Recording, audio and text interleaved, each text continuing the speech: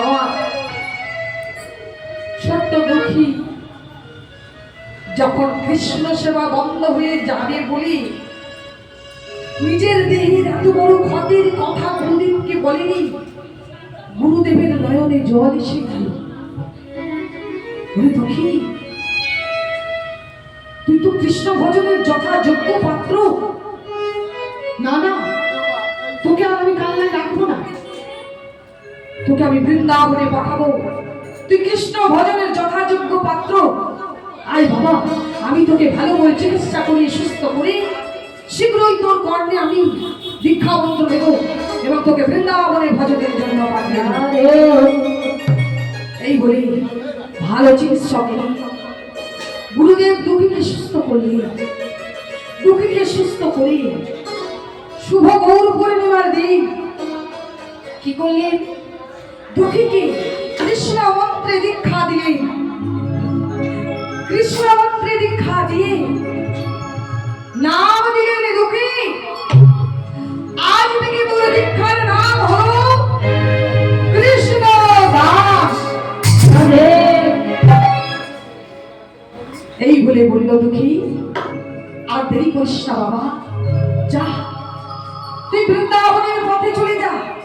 বৃন্দাবনে গিয়ে জীব গোস্বামীর চরণে আশ্রয় নেই, তিনি তোকে কৃষ্ণ ভজন শিখিয়ে দেবেন।